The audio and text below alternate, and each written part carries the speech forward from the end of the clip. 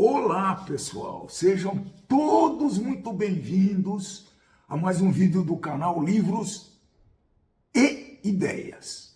Vocês já sabem que às sextas-feiras o canal Livros e Ideias vai ter sempre um vídeo, uma novidade para vocês terem contato rápido com uma literatura, com um livro que eu li, com uma obra interessante. Além da resenha que nós fazemos, esse canal também publica, às vezes, um quiz. Faz um tempinho que a gente não faz um quiz, vamos providenciar a pedidos. Quando a gente consegue, durante uma visita a um parque, a um museu, a gente faz um vídeo também para passar esse conhecimento e para divulgar esses museus e esses passeios. E a gente também faz indicação de livros com uma certa frequência, tá? Então, esses são os tipos de vídeo que você pode encontrar nesse canal. Por favor, nos prestigiem, que eu acho que vale a pena. São vídeos curtos, lembrando que a gente está reduzindo o tempo dos vídeos, mas mantendo o conteúdo. Hoje nós vamos apresentar uma obra um pouco diferente.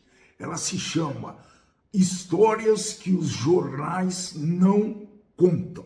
É uma obra do escritor brasileiro Moacir Scliar, publicada em 2009. Esse autor tem muita habilidade em tecer narrativas envolventes e que permite muitas reflexões.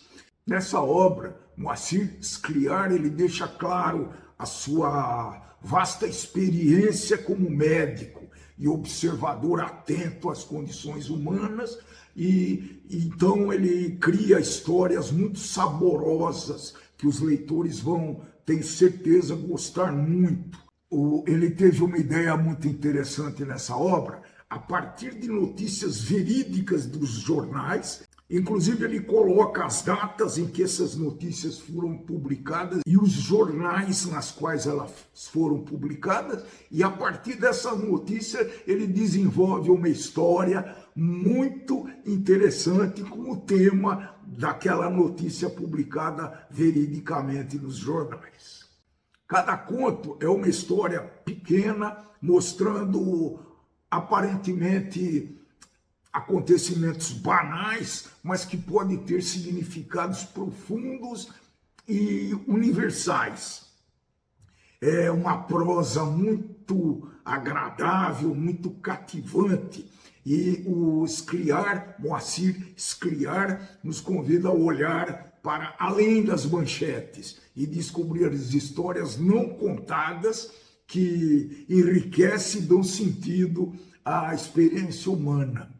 Essa obra contém aproximadamente 50 contos, muito curtos, mas que permitem sempre um aprofundamento daquela situação mostrada. O autor utiliza uma escrita com muita clareza, que combina essa clareza sendo muito conciso, sendo muito objetivo, porém com uma profunda sensibilidade. Já falei dos aspectos humanos e suas narrativas. Então, algumas características desse estilo que você vai conseguir verificar nessa obra é a clareza e a concisão, que eu já falei. Humor e ironia são muito bem explorados pelo Moacir nessa obra. Realismo fantástico, personagens profundos e complexos, temas universais e humanistas.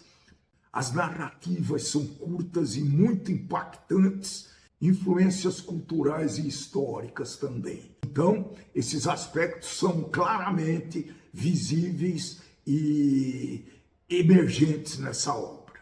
Eu vou pensar dois contos que eu achei muito interessantes. Todos eles são muito interessantes, mas dois deles eu realço aqui, vocês vão ler. Eu não vou ler o conto ipsis literis, apesar de eles serem curtos, 1 ou 2 páginas, né? Mas eu vou dar uma ideia do que falam esses contos. O primeiro conto chama-se A Roda dos Expostos. Ele ele cita uma notícia no jornal, né, que a Roda dos Expostos recebia os bebês rejeitados. Eu acho que até o final dos anos 40 essa prática era muito usada. Eram umas rodas feitas de madeira e um cilindro oco que girava em torno do próprio eixo, né? Que tinha uma portinhola voltada para a rua. Então a pessoa chegava, colocava o seu bebê indesejado.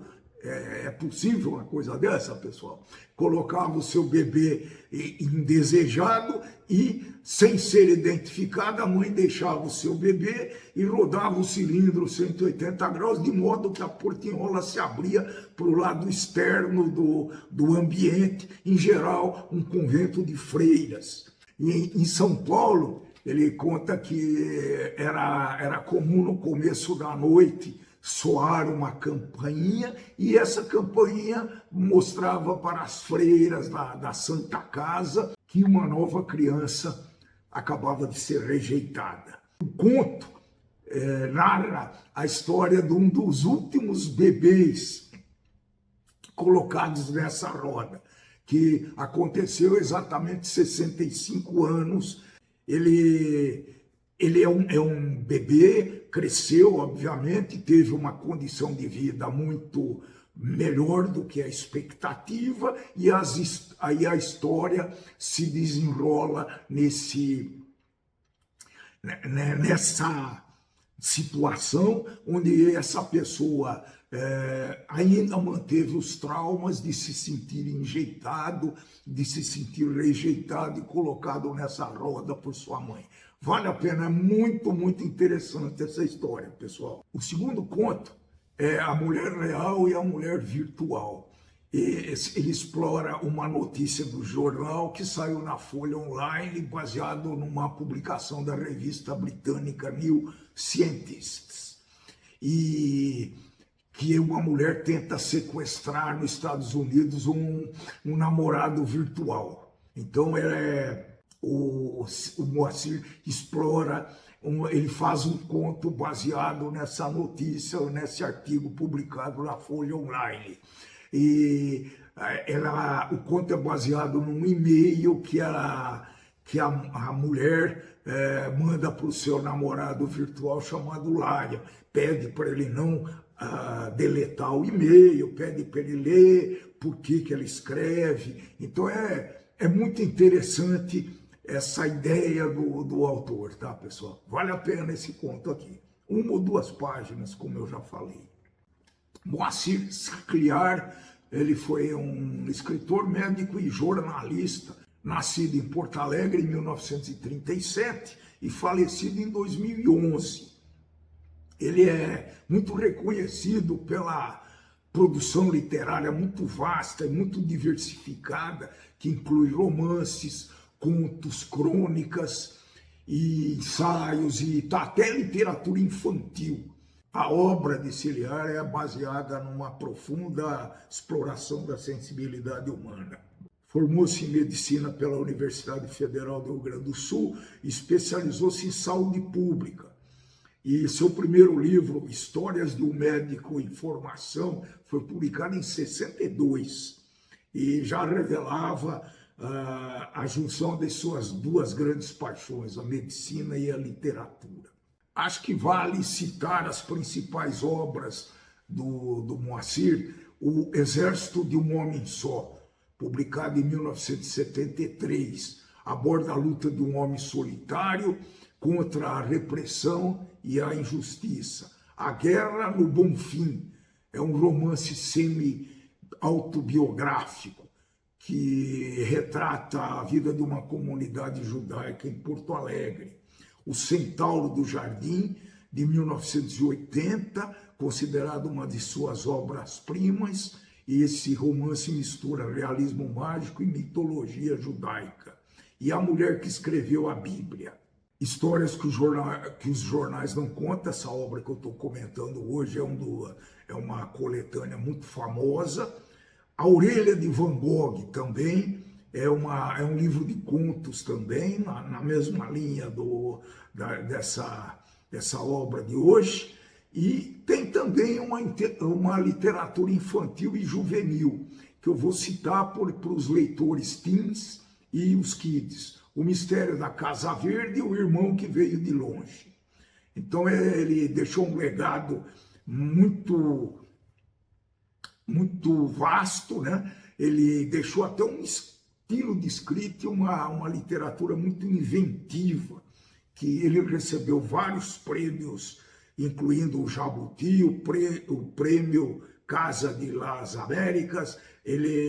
Sua obra é muito estudada, tanto no Brasil e respeitada também internacionalmente. Ele foi colunista em vários jornais e revistas, onde compartilhava suas reflexões do dia a dia. É isso, pessoal. Então, as histórias que os jornais não contam merecem muito ser lido, principalmente para os leitores que não têm paciência em obras pesadas e compridas. Então, essa obra é ideal para quem lê pouco no dia. Vamos dizer, você lê 15 minutos por dia, né, na viagem ou antes de dormir, então vale a pena, porque são contos são contos independentes entre si, então não tem problema nenhum você ler um conto por dia. Essa é a minha sugestão, principalmente para os leitores que não estão habituados à leitura dos famosos catataus e grandes compêndios, né? Vale a pena, são contos muito curtos, 1 ou 2 páginas. Leitura muito agradável. Li essa obra em um dia, para vocês terem uma ideia.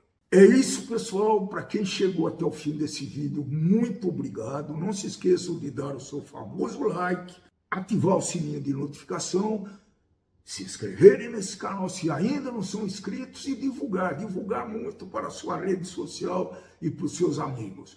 O canal precisa disso para continuar a estimular os leitores a desenvolverem o seu hábito de leitura. Muito obrigado, até o próximo vídeo e tchau, tchau!